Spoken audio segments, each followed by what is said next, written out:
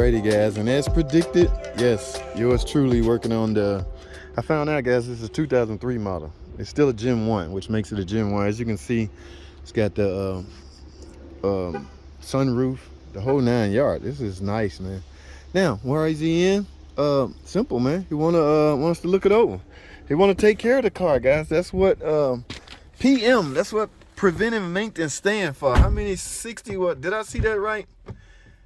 65,000 miles, guys. Make sure I'm reading that right. 65,000 miles on a 2003 model.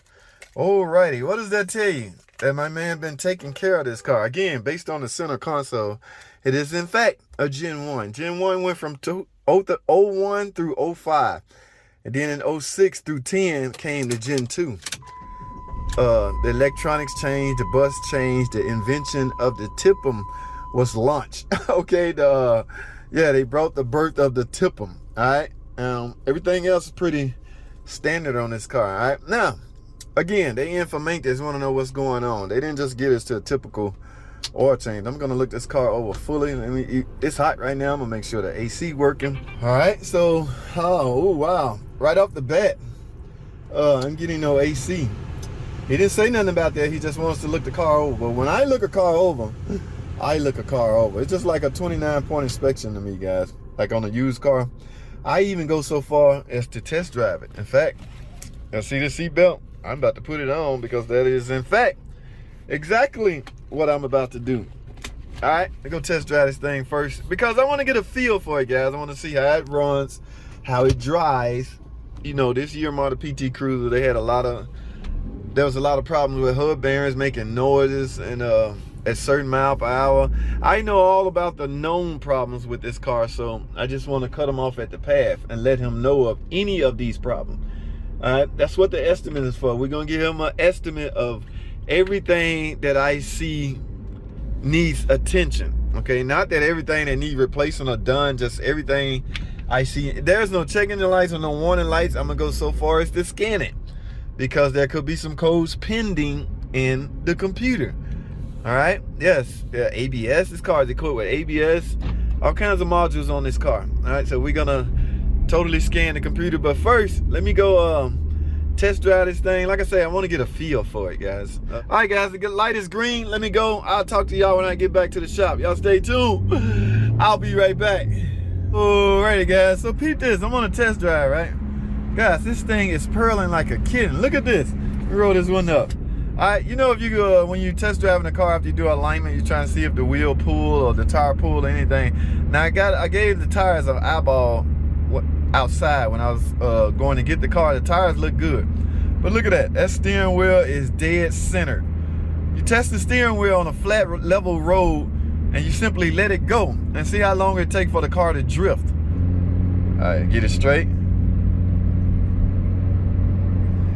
Yes, the steering wheel is straight, and ladies and gentlemen, there is no pull whatsoever. Yes, I love it. All right, now let me go take it in the shop, let it up in the air, and see if anything else look uncommon. Only thing I'm finding right now is there's no AC with the AC on, so I'm gonna let them know about that. And let me get this thing up in the air, guys. Let me get back to the shop. We'll talk some more later. Stay tuned. Alrighty, guys, I'm back in the shop. Guys, we need to talk. Let's talk about something. Y'all remember this, right? This mileage, 65,000 miles, guys. Remember, this is a 2003 model. Let me pop the hood. 2003 model PT Cruiser. So somebody do the math out there. It's a 2003 model, right? What year are we in right now? We in 2023. Okay, 2003 minus, or am I doing that right? 2003. Okay, let me do it like this. 20 plus 3 equal 23, right? Okay, which tells me this is a 20-year-old car, right? Now, I talked about this on another video, so I'm gonna bring this up again. Got 65,000 miles. It's a 20-year-old car. Now, should you, I'm gonna have to do this anyway because it's rules, but I wanna know y'all's opinion on this. Just because this is an older model, 20-year-old car, even though this car only has 65,000 miles, get this, I would have to recommend a timing belt, guys. Now, I know some of y'all gonna be sitting back in the comments, oh, already, man, you don't need no time, just got 65, you a big ripoff, you scam artist. No, guys. First of all, you got to understand how timing belt, is built. It's rubber. Okay, so even if it's not used, even as though it has not been rotated however many degrees that would generate 100,000 miles, that's my recommended. It used to be 80. It depends on how well you've been driving the car. I've seen them break at 80, but this car got 60. JT, why are you recommending a timing belt? It's simple, guys. Age. Okay, you ever seen a belt? You ever seen a tire dry rot?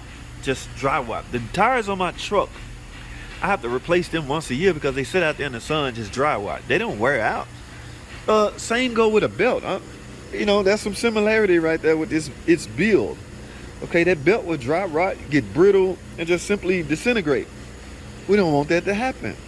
Okay, should you be riding around in a car, a nice car I might add, with a 20-year-old timing belt on it? Remember what happens if this timing belt breaks. Okay, yeah, you go no more. Now, there's a lot of debate on whether this is an interference engine or not. Okay, and I get in trouble by saying this, but depends on the revolution and when that belt breaks. If you pushing 1,000 revolution, your belt decide to snap, yeah, you can really damage some things. Okay, all right, will the piston hit the valve? We'll be debating that forever. Can valves hit the valves? Last time I said that, I got so much conflict, so much criticism. It's my opinion, guys. Everybody have their own opinion. All right. Now, I've seen Motor City Mechanic do an experimentation with that on one of his videos. I'm gonna try to link that in the bottom. Okay. Now, this is the only way you really should judge something. If somebody got facts, they actually pick the head up, flip it upside down, and rotate the cam and see if the valves are open wide enough to actually hit each other. Okay. So I'm not going to tell how the video pan out, because you can go watch the video. I'll put the link in the bottom. All right. But my point is, guys, I have to recommend a timing belt, even though it only has 60,000 miles. I just wanted to run that by y'all. See y'all thoughts on that. Well, how would y'all do that? Okay. Again, that's dangerous riding around with an old, brittle, maybe coming apart belt, even though it only has 60,000 miles. All right. Let me finish checking this thing out. I don't want to spend a lot of time on this, guys. Y'all stay tuned for more. Alrighty, guys, so I got it up in the air now. Alright, so yes, I did my upper end inspection. Now I'm doing, guys, it looked like this car had new motor mounts. Timing belt may have already been done. Okay, so but I'm just gonna put that bug in his ear just in case it haven't.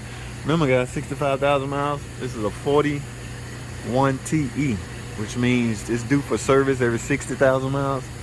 So is that a leak? Yeah, so if it hasn't never been done, I'm going to recommend that. But other than that, guys, oh my goodness, brake jobs, brakes been done front and rear. No, like I say, on a test drive, everything's good. Look at that, no oil leak, no coolant leak. That looks like a new fan. All right, it's not a Mopar fan. It might be a Derman fan. I don't know. However, Mopar done making fans for this model. I know y'all gonna say Mopar never made fans. Who the hell cares? All right, if it's a big old M on it, I'm all for it, okay? I don't know what the hell Mopar make. I want my stuff to say M on it. All right, some of y'all get way too serious about this stuff. Mopar don't even make tubes, man, you kidding? I hate you. Like, dude, calm down. Boy, some of y'all guys, boy, I swear. I don't know, guys, this is kind of low. Let me take this side cover off and see how low that, because this mount, that side mount, if it's wore out, this engine will hang low. I'm going to take that off and look. Alrighty, guys. Just what I figured. All right. Somebody did. This car got brand new lower motor mounts and brand new upper motor mounts. But look at this.